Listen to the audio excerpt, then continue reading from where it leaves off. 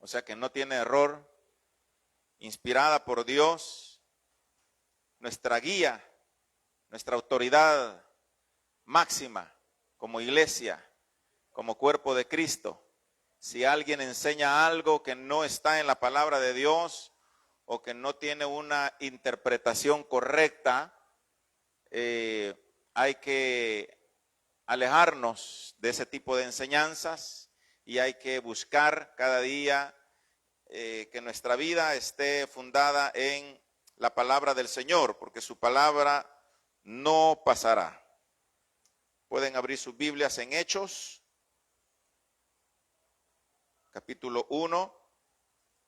No la vayan a cerrar porque aunque tal vez ahí en la pantallita van a estar viendo algunos textos bíblicos, pero usted con su Biblia en mano verifica, lee, se alimenta, se fortalece por la palabra del Señor. Hechos 1:4, póngase en pie si puede porque va a pasar sentadito unas 2 horas.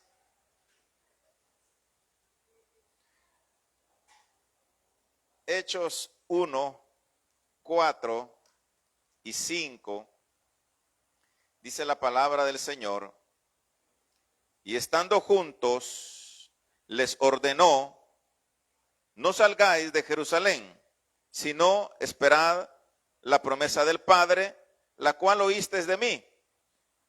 Porque Juan ciertamente bautizó con agua, pero vosotros seréis bautizados con el Espíritu Santo dentro de no muchos días. Entonces los que se habían reunido le preguntaron diciendo, Señor, ¿restaurarás el reino a Israel en este tiempo? Les dijo, nos toca a vosotros saber los tiempos y las ocasiones que el Padre puso en su sola potestad. Leemos juntos el 8. Pero recibiréis poder cuando haya venido sobre vosotros el Espíritu Santo, y me seréis testigos en Jerusalén, en toda Judea, en Samaria y hasta lo último de la tierra. Y habiendo dicho estas cosas, viéndolo ellos, fue alzado y lo recibió una nube que lo ocultó de sus ojos. Y estando ellos con los ojos puestos en el cielo, entre tanto que él se iba, se pusieron junto a ellos 2 varones con vestiduras blancas, los cuales les dijeron, Galileos, ¿por qué estáis mirando al cielo? Este mismo Jesús que ha sido tomado de vosotros al cielo, así vendrá como lo habéis visto ir al cielo. Gracias por tu palabra, Señor. Traiga esa fortaleza, traiga ese poder transformador y haga la obra en nosotros a través de tu palabra, a través de tu Espíritu Santo este día que recordamos y anhelamos también este bonito suceso, evento que marcó la historia de la iglesia cristiana, el inicio de la iglesia cristiana, como lo fue el derramamiento del Espíritu Santo en Hechos 2. En el nombre de Jesucristo te pedimos tu bendición. Amén y amén. Puede sentarse. El Pentecostés, hermanos, es un evento trascendental para nosotros los cristianos, para nosotros la iglesia de Cristo. Porque fue en ese evento, en esa fiesta, en la que Dios tenía en su plan, en su divina voluntad, enviar la promesa del Espíritu Santo. Una promesa, como lo hemos predicado antes, que fue profetizada por los profetas, valga la redundancia, recordando las palabras de los profetas que decían, y pondré mi espíritu dentro de ustedes y les daré un corazón nuevo, les quitaré el corazón de piedra y les daré un corazón de carne. Y pondré mi espíritu dentro de ustedes y andaréis en mis estatutos, andaréis en mis caminos. Esas son de las profecías del Espíritu Santo. Luego Pedro, en el capítulo 2 de Hechos, nos recuerda la profecía de Joel, que dijo, en los posteriores días derramaré de mi espíritu sobre toda carne.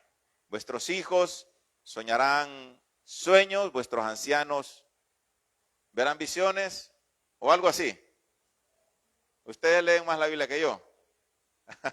Pero allí está en la palabra del Señor esta profecía hermosa, hermanos.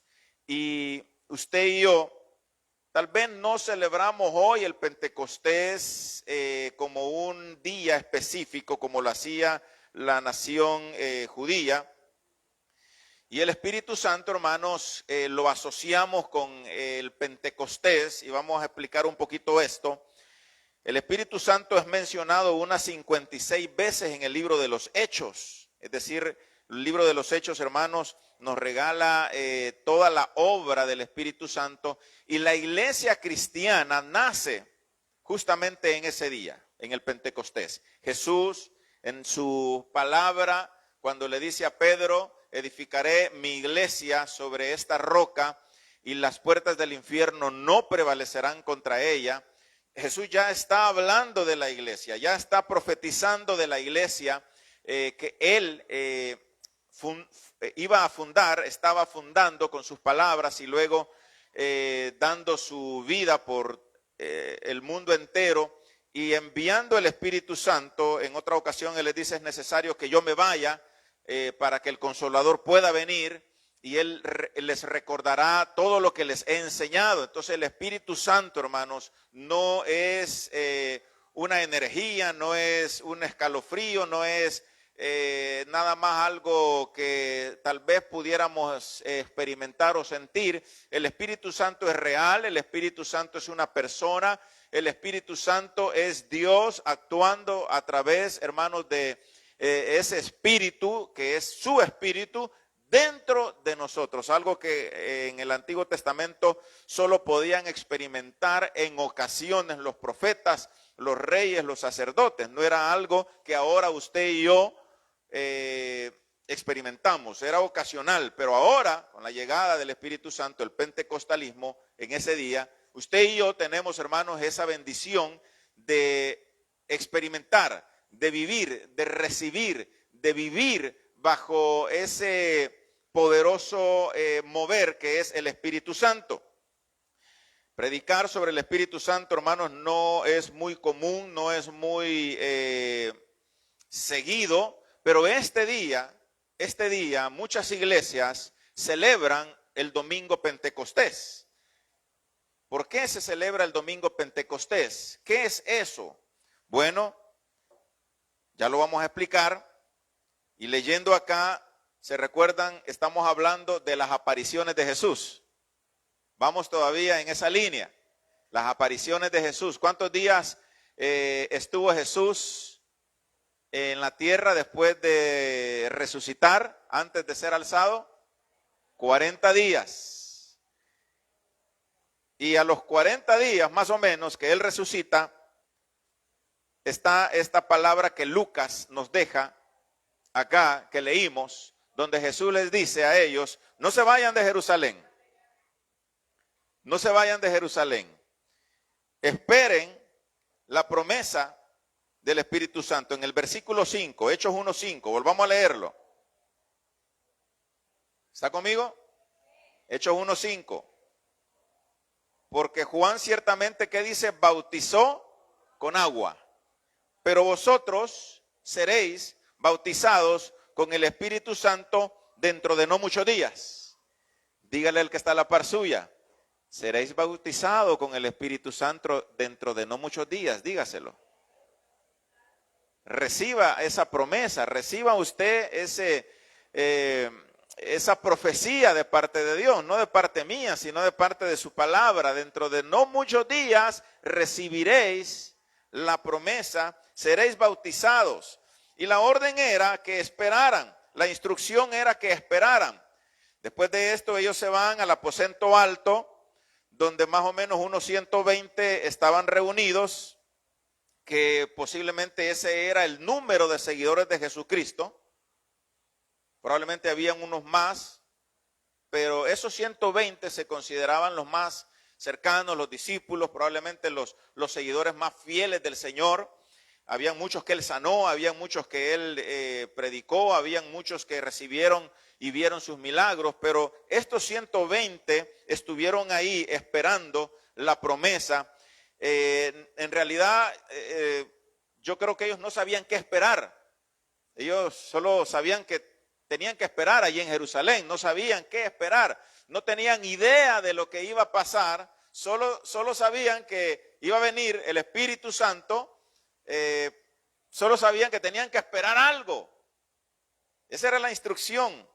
Y cuando vemos el capítulo 2 de Hechos, véalo conmigo, que cuando llegó el día de Pentecostés, dice Hechos 2:1, no estén esperando la pantalla, abran su Biblia, lean su Biblia. Hechos 2:1, porque yo leo a veces cosas que no les he pedido a los hermanos que tengan listo, así que usted, ¿verdad? Listo ahí. Hechos 2:1 dice, cuando llegó el día de Pentecostés, oiga bien, cuando llegó el día de Pentecostés, estaban todos unánimes juntos. De repente vino del cielo un estruendo como de viento recio que soplaba, el cual llenó toda la casa donde estaban, y se les aparecieron lenguas repartidas como de fuego, asentándose sobre cada uno de ellos.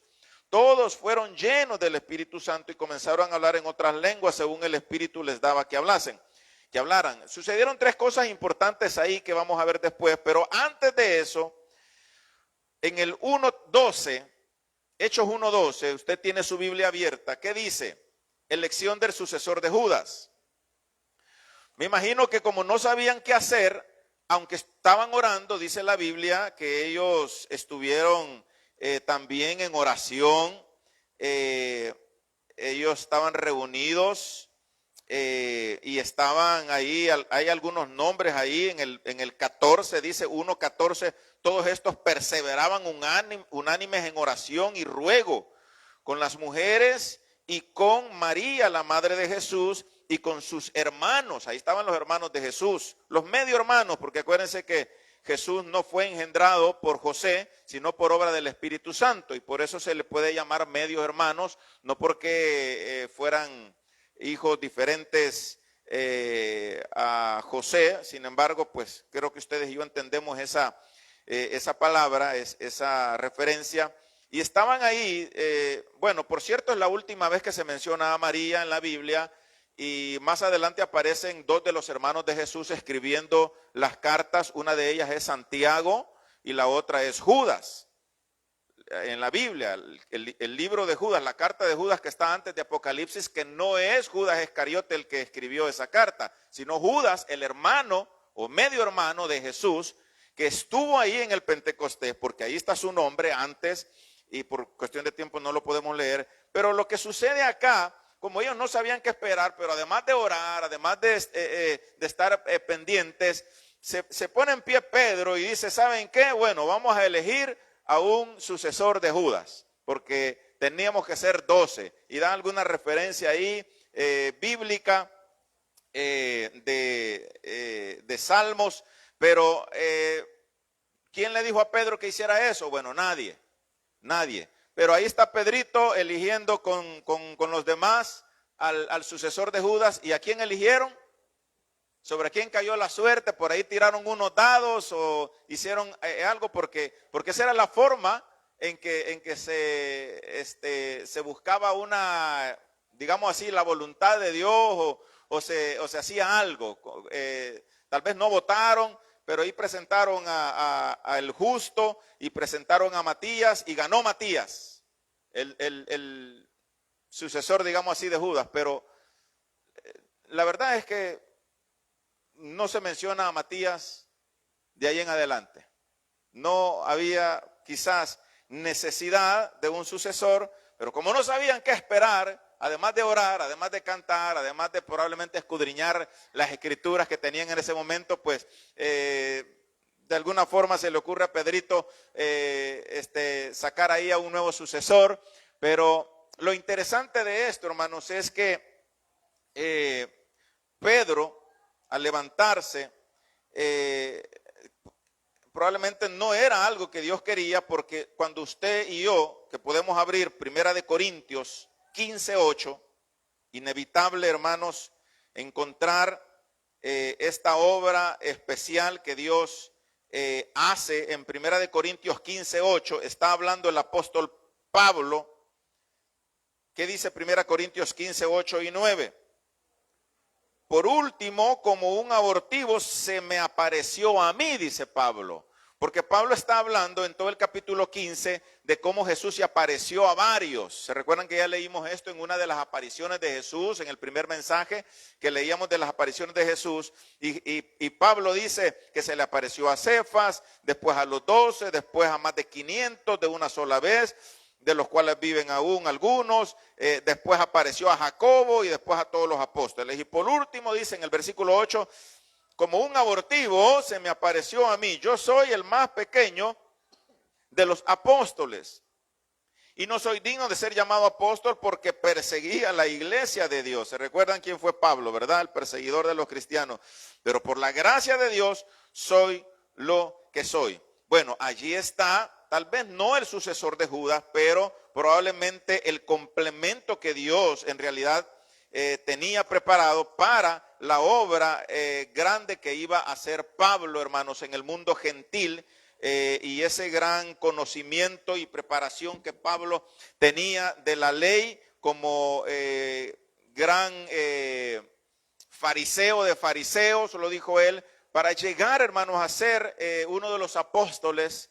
Acuérdense que apóstoles solo eran aquellos que vieron a Jesús, que estuvieron y vivieron con Jesús. Pero por eso Pablo dice, como un abortivo se me presentó a mí. Es decir, él puede decir, y él lo decía y defendía su apostolado porque él vio al Señor Jesús.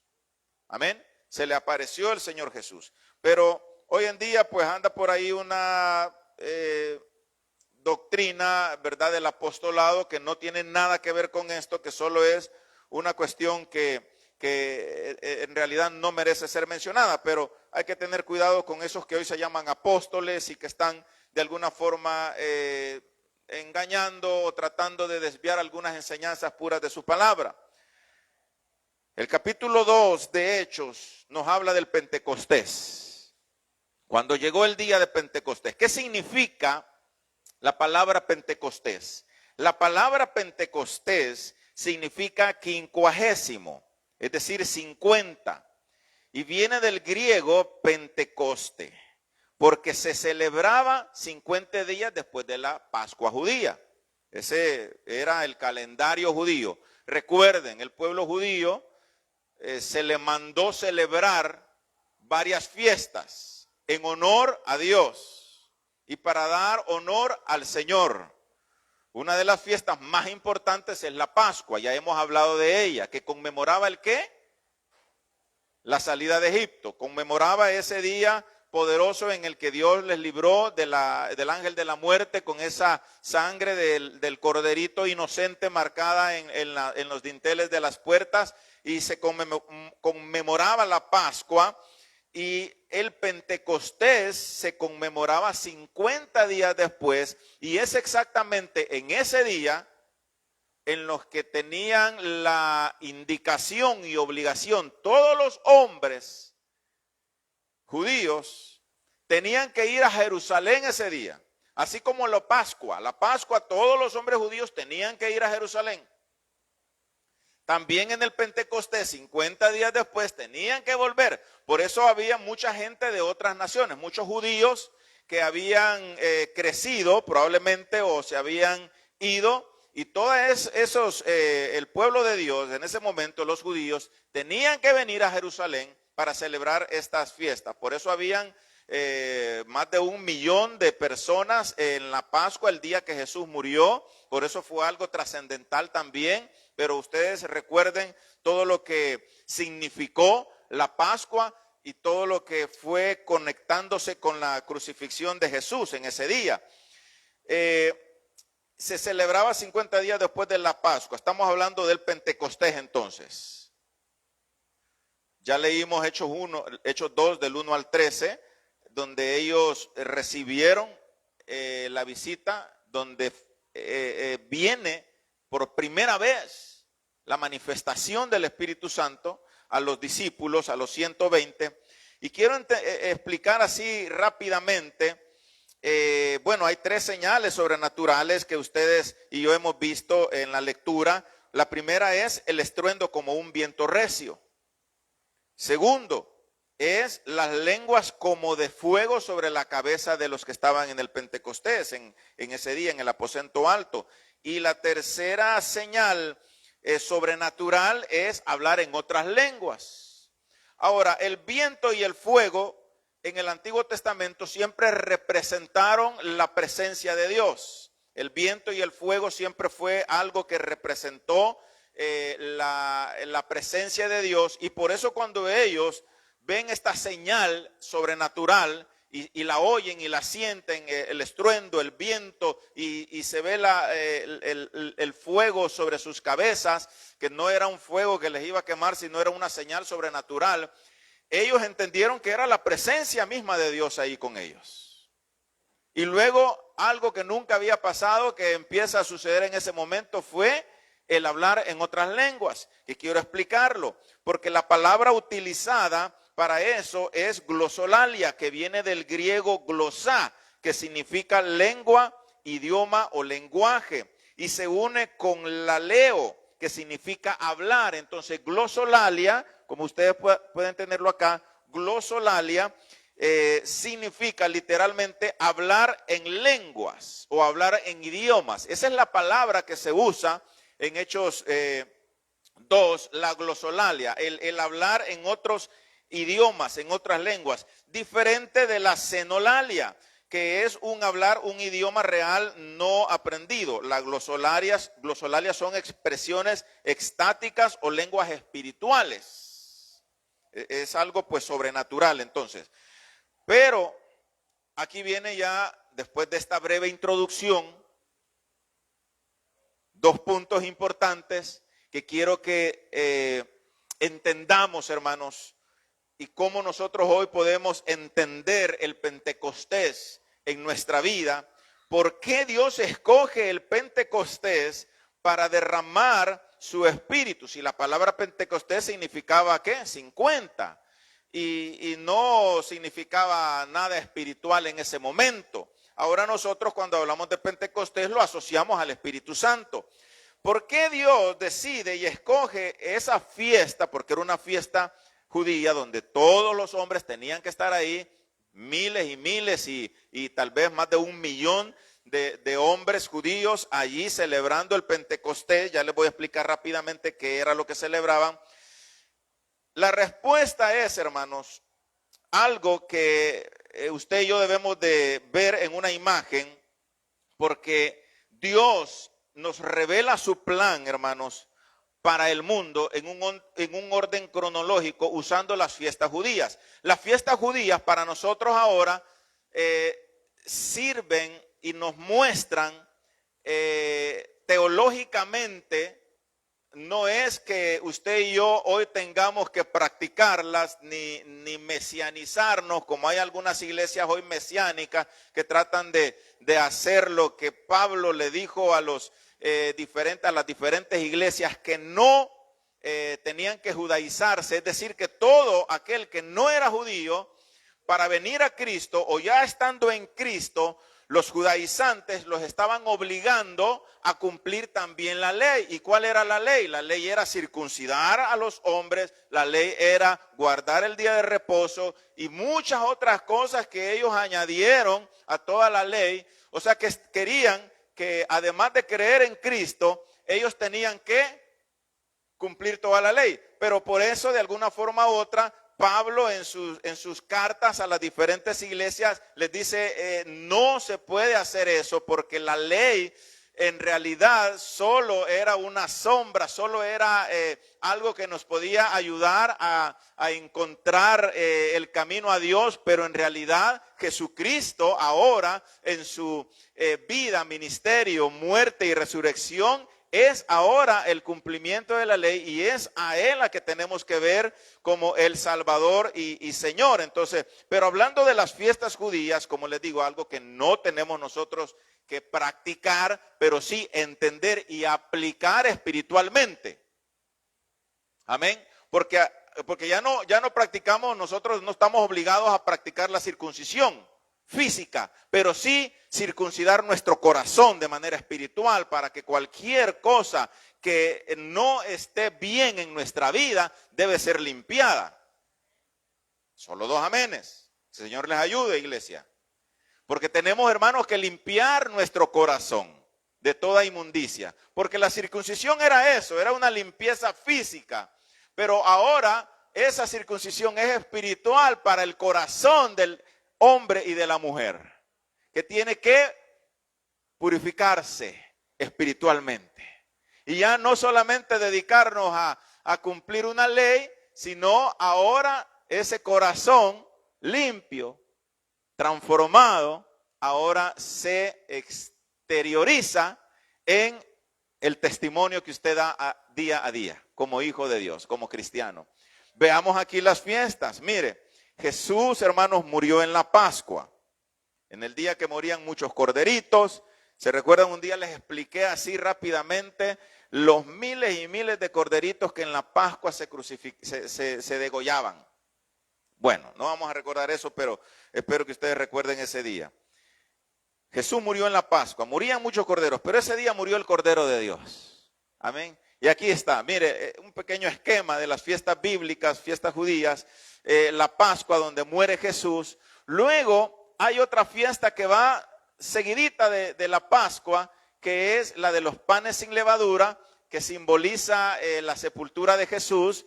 También las primicias, donde Pablo también hace una referencia de que Jesús es la primicia ahora, pero las primicias eran los primeros frutos que todos los judíos llevaban al templo. Es decir, que ellos haciendo esto le daban honor a Dios, de que todo lo que ellos tenían le pertenecía a Dios y era por la misericordia de Dios. Por eso ellos llevaban las primicias al templo, porque era una orden de parte de Dios en el libro de Levíticos y Números, en el que ellos tenían que llevar en este día al templo.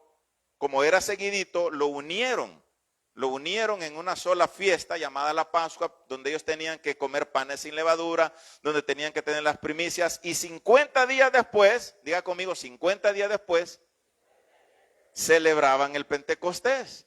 Ahora, estas fiestas, de una forma, no solamente eran fiestas que Dios quería que se celebraran porque Él quería que lo honraran, porque Él quería que le agradecieran. Dios no necesita que nosotros hagamos nada para Él porque Él sigue siendo Dios. Pero qué bendición que podemos honrar a Dios con nuestra vida, que podemos honrar al Señor. Amén. Vaya, pues digan amén, hermanos, por favor. Parece que estoy dando una predicación en línea, donde nadie dice amén, donde nadie dice nada. Ya estoy dando clases en línea por ahí, calladitos todos. Tengo que estar, solo se ve ahí el like o alguna otra cosa que ponen ahí en línea. Pero ustedes no están en línea, ustedes están aquí gracias al Señor. Ah, vaya, pues, ahí está el amén. Pocos días después se celebraba, ¿verdad?, de la muerte del Señor, esta fiesta de las primicias. Vaya conmigo a Levítico 23:10, por favor. Vamos a leer la Biblia, hermanos, porque ya les he dicho que es importante leer la Biblia, porque ustedes no leen la Biblia en su casa, ya lo vi. Levítico 23:10. ¿Lo tiene? Levítico 23:10, miren lo que dice, habla a los hijos de Israel y diles, cuando hayáis entrado en la tierra que yo os doy y seguéis su mies, traeréis al sacerdote una gavilla como primicia de los primeros frutos de vuestra siega. Y el sacerdote mecerá la gavilla delante de Jehová para que seáis aceptados. El día siguiente, al sábado, la mecerá. Veamos qué dice el versículo 15, siempre del 23. El versículo 15, dice así. Contaréis 7 semanas cumplidas desde el día que sigue al sábado, o sea, de la primicia. ¿Se recuerdan esa esquemita que estaba ahí? Después de la fiesta de las primicias, contaréis, dice, 7 semanas desde ese sábado, desde el día en que ofrecisteis la gavilla de la ofrenda mecida. Hasta el día siguiente, al séptimo sábado, contaréis 50 días. Entonces ofreceréis el nuevo grano a Jehová. O sea, aquí 50 días después de la primicia viene la fiesta del Pentecostés. ¿Y qué tenían que hacer en esa fiesta del Pentecostés? Léalo conmigo. Hasta el versículo 16 otra vez. Hasta el día siguiente, al séptimo sábado, contaréis 50 días. Entonces ofreceréis el nuevo grano a Jehová. Es decir, otra vez Dios les pide que vengan todos a Jerusalén y traigan ese día, ¿el qué van a traer? El nuevo grano a Jehová. Era diferente a las primicias. Ahora tenían que traer no solo una gavilla, una ramita de algo, sino que tenían que traer una cosecha un poco más completa. ¿Por qué? Porque esto, hermanos, daba a entender, les repito, que la nación judía y todos ellos honraban a Dios por los frutos de la tierra. En lugar de darle gracias a Tlaloc, como hicieron algunos de nuestros antepasados, es a Dios a quien tenemos nosotros, hermanos, que honrar.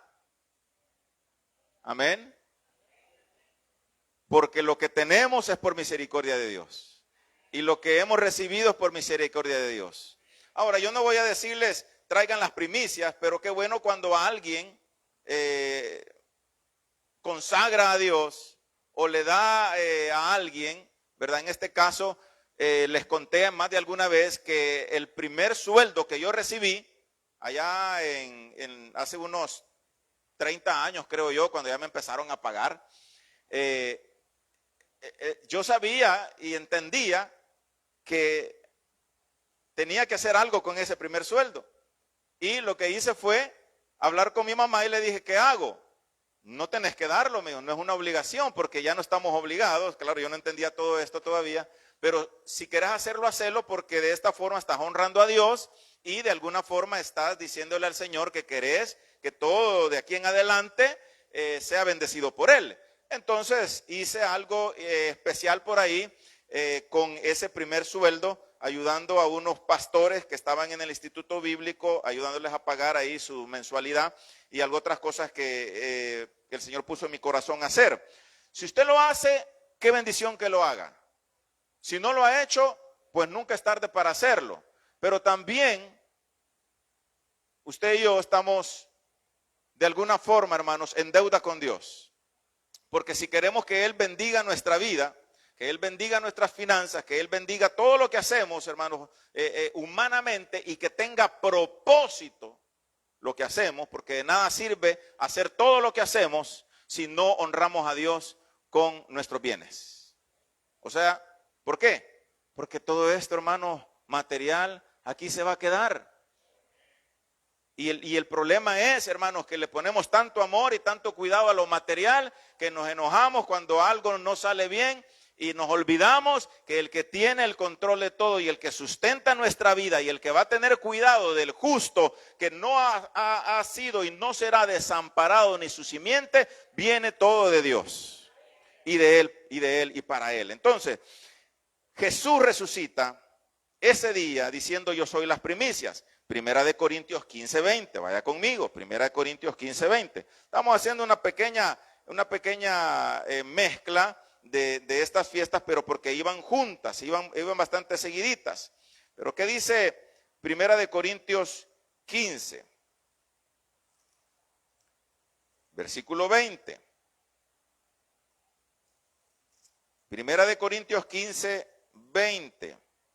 Ya habíamos leído ahí, ¿verdad? Cuando Pablo dice, como un abortivo se me apareció a mí en el versículo 8. Yo soy el más pequeño de los apóstoles en el versículo 9. Y ahora el versículo 20 dice Pablo, pero ahora Cristo ha resucitado de los muertos. Primicias de los que murieron es hecho. Pues por cuanto la muerte entró por un hombre, también por un hombre la resurrección de los muertos. Así como en Adán todos mueren, también en Cristo todos serán vivificados, pero cada uno en su debido orden. Cristo, las primicias, luego los que son de Cristo en su venida. Amén.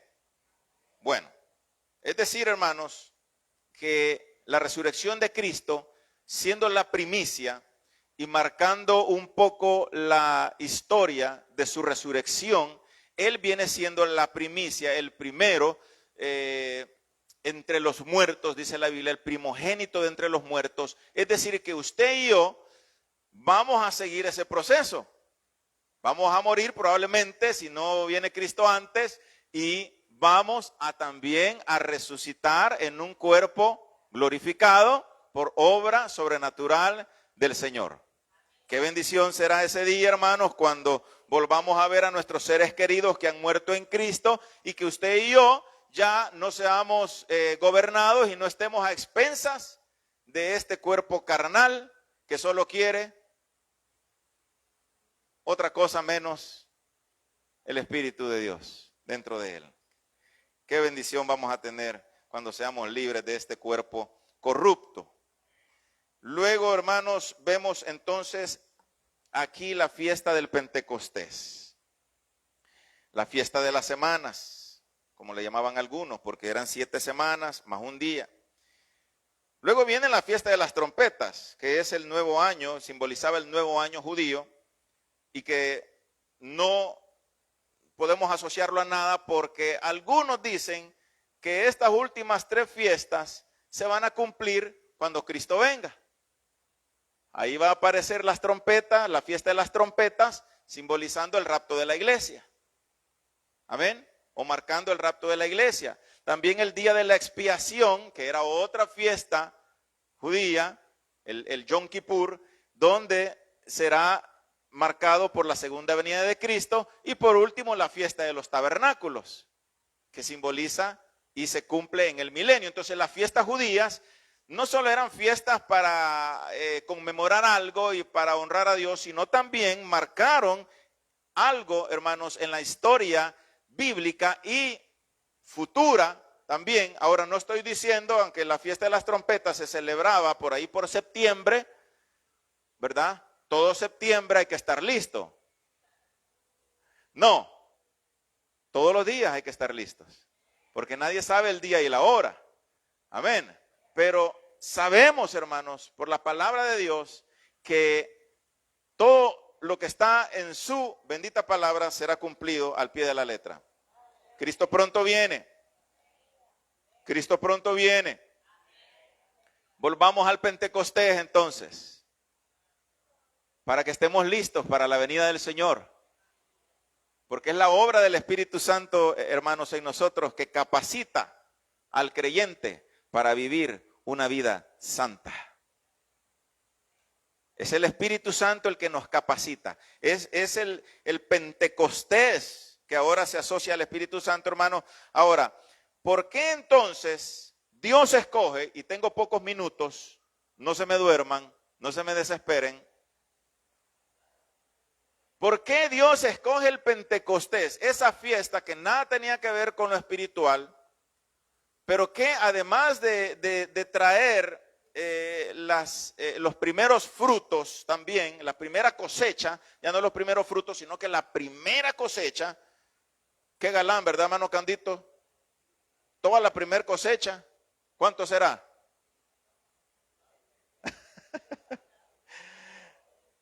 Tenía que traerse al templo, pero eso era lo que se hacía en Pentecostés. Pero también la fiesta de la semana, 50 días después de la Pascua judía, conmemoraba, oiga bien, la entrega de la ley al pueblo judío.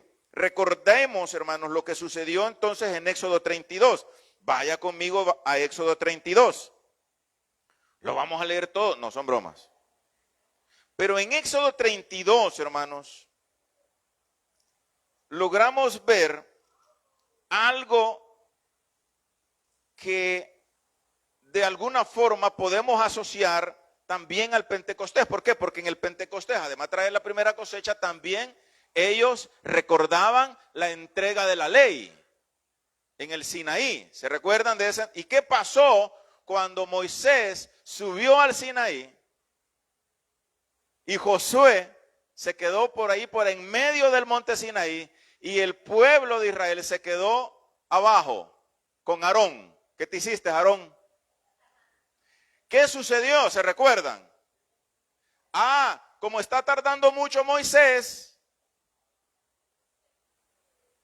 necesitamos adorar algo, porque estaban acostumbrados a también a ver cómo los egipcios celebraban fiestas a sus dioses. ¿Y cómo eran las fiestas de los dioses egipcios y de otras naciones que estaban alrededor de ellos? ¿Cómo era esa celebración? Era algo, hermanos, corrupto, era algo inmoral, era algo que no cabe mencionar desde un púlpito. Y entonces ellos, como está tardando Moisés, no sabremos lo que le ha pasado. Aarón, hacenos un becerro para que podamos adorarlo. ¿Y qué hizo Aarón? Traigan todos los aretes que tengan sus hijas, sus esposas, de oro, y tráiganlos. ¿Y qué hizo Aarón? Hizo un becerro de oro de todo lo que tenían ellos. Ahora, cuando esto sucede, que ellos buscaban adorar algo, hermanos, hay que entender, bueno, Dios allí le dice en ese momento a Moisés, tenés que ir a ver a tu pueblo, le dice. Anda a ver a tu pueblo porque tu pueblo está un poquito desenfrenado, le dice. ¿Y sabes qué? Lo voy a borrar. Y te voy a dar un nuevo pueblo que te sea obediente y que me sea obediente a mí. ¿Y qué hizo Moisés? No. ¿Qué van a decir los egipcios? Y se la devuelve a Dios y le dice que sacaste a tu pueblo de Egipto para matarlo en el desierto. Para eso lo sacó de Egipto. Porque Dios le dice, tu pueblo, pero luego Moisés le dice, tu pueblo que sacaste de Egipto, no se hacía cargo ninguno de los dos, pero algo un poquito cómico. Pero de alguna forma Moisés, ¿verdad?, intercede por el pueblo.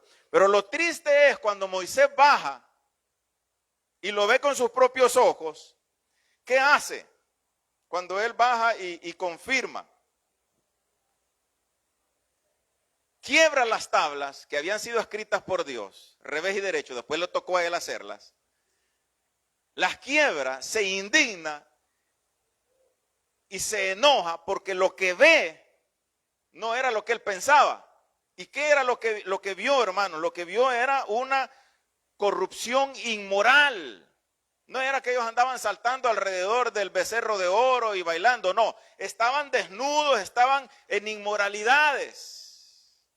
Y eso es lo que indignó a Moisés. Y ese es un problema, hermanos, cuando no estamos esperando de la manera correcta la llegada del Señor. Y por eso debemos asociar todo esto ahora de manera espiritual, porque usted y yo estamos hoy esperando la venida del Señor. Pero lastimosamente algunos, mientras Dios más tarda, mientras más Jesús tarda, más se desenfrenan. Pero usted y yo no hemos sido llamados, hermanos, a estar en este mundo para nuestro propio beneficio, para cumplir nuestros propios deseos. Estamos aquí, hermanos, para ser un pueblo redimido de Dios y llevar a otros a los pies de Cristo. Y no impacientarnos en su venida. Quiero que vaya conmigo y lea Éxodo 32, 26. Éxodo 32, 26. ¿Qué dice Éxodo 32, 26? Se puso a la puerta del campamento Moisés y dijo, quien esté de parte de Jehová, únase a mí. Y se unieron a él todos los hijos de Leví. ¿Qué es lo que sucede después? Cuando Moisés les dice, el que esté del lado de Jehová, salga de ahí, salga de esa corrupción y venga aquí. Y lo que sucedió es que solo la tribu de Leví se puso ahí al lado de Moisés. Y en ese momento Moisés le pide a los levitas que agarren espadas y que vayan a matar y a lastimosamente degollar a muchos de los que estaban en inmoralidades. Y dice la Biblia más adelante que fueron alrededor de 3,000 los que murieron ese día. 3,000 murieron ese día. Ahora, el mismo día que conmemoraban el Pentecostés, allá en Jerusalén, que conmemoraban la ley, la entrega de la ley, ese mismo día Pedro se levanta en Hechos 2:38. ¿Puede ir a Hechos 2:38 conmigo? ¿Todavía tiene fuerzas? ¿No le gana el calor, el sueño? Deje que la palabra de Dios lo fortalezca esta mañana. Porque no estoy aquí para criticarlos ni para exhortarlos, sino que para animarles. Para que usted y yo permanezcamos firmes. Para que usted y yo no nos desenfrenemos. Que esperemos pacientemente la venida del Señor. Pero allí en Hechos 2:38 en adelante, mire lo que dice Pedro. Pedro le dijo, arrepentíos, generación, no, este ya era otra vez. Y bautícese cada uno de vosotros en el nombre de Jesucristo para perdón de los pecados y recibiréis el don del Espíritu Santo. Porque para vosotros es la promesa y para vuestros hijos y para todos los que están lejos, para nosotros también. Mire, para cuantos el Señor nuestro Dios llamare. ¿Qué pasó después? Versículo 41. Así que los que recibieron su palabra fueron bautizados y se añadieron aquel día como 3,000 personas. Qué conexión, hermanos, más interesante la que Dios hace el día del Pentecostés, donde ellos, haciendo una comparación ahora nosotros, entre el Antiguo Testamento y el Nuevo Testamento, el Pentecostés del Antiguo Testamento era la ley, y la ley se tenía que cumplir, y murieron 3,000. Pero el Pentecostés del Nuevo Testamento, con la llegada del Espíritu Santo, hermano, 3,000 se salvan. Aleluya, hermanos. Por eso en 2 Corintios 3:6, Pablo dice, la letra mata, pero el Espíritu da vida. ¿Por qué, hermanos? Porque la ley en realidad llevaba a la muerte y solo servía la ley como una radiografía hoy. A usted le van a hacer una radiografía y solo muestra lo que está mal, pero no sana una radiografía. Qué galán que nos sanara y todos los días fuéramos a tomarnos radiografía. Pero la ley era como una radiografía, solo nos mostraba lo que estaba mal, solo le mostraba al pueblo lo que estaba mal, pero no podían hacer nada. Trataban de cubrirlo con las demás ceremonias que hacían.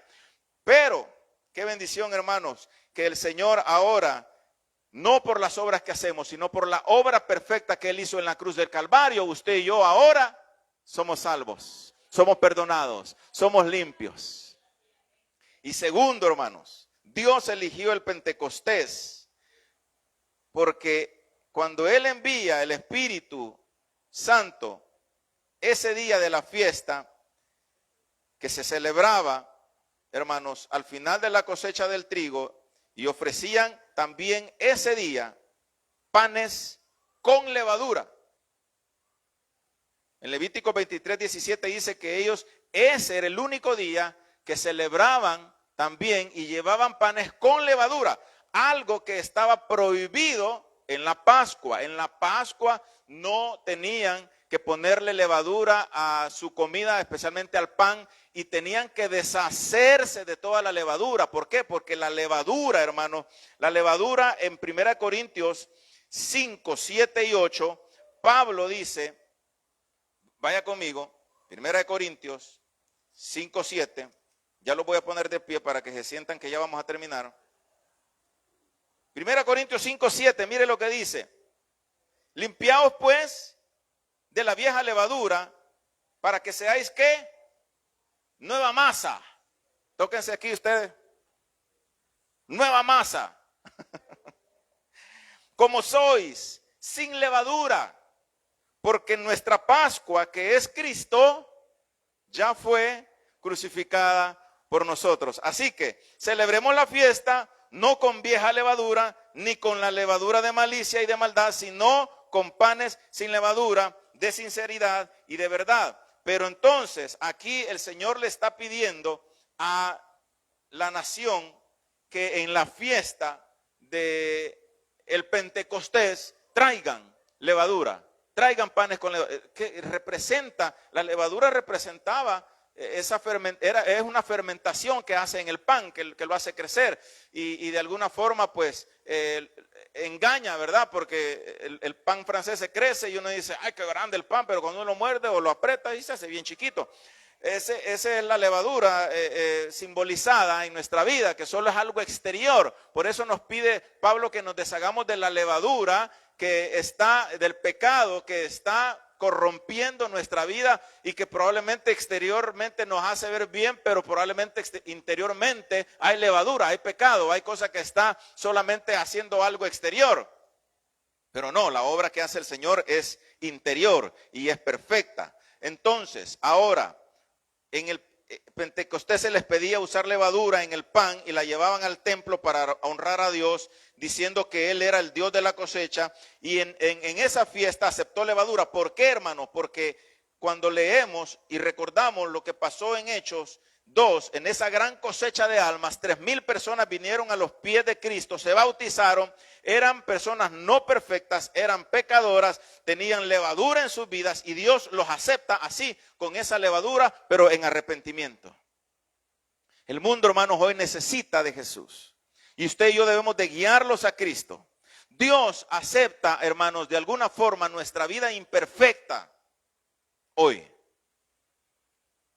que debe de ser limpiada, amén, por Él, que es limpia por la sangre de Cristo. Entonces Dios en este día, hermanos, que probablemente algunos lo celebran como el día del Pentecostés, y qué bonito, hermanos, que podamos encontrar el verdadero sentido del domingo de Pentecostés o de la palabra de Pentecostés, porque Dios afirma, hermanos, que el Espíritu es el que da vida.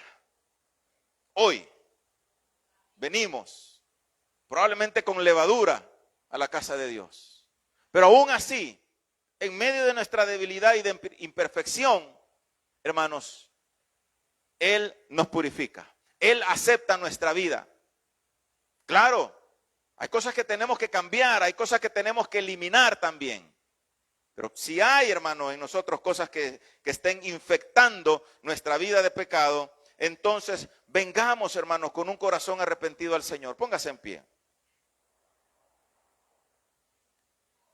Ahora, la palabra Pentecostés la debemos, hermanos, asociar no solo conmemorando el día en que fue entregada la ley, como hacían los judíos. Ahora para nosotros debemos de conmemorar y recordar el día del Pentecostés, y que no quede solamente en una lectura, en un recuerdo, en un evento, sino que podamos vivir ahora también ese Pentecostés en nosotros. ¿Por qué? Porque el Espíritu es el que da vida, porque hay muerte en nosotros, porque hay contaminación en nosotros, porque hay levadura en nosotros que está contaminando, que está corrompiendo nuestra mente, nuestro corazón, nuestro diario vivir. Deshágase usted en el nombre del Señor de todo lo que le contamina, hermano. Deshágase de las malas amistades, deshágase de los tiempos de ocio que lo llevan a perder la comunión con el Señor.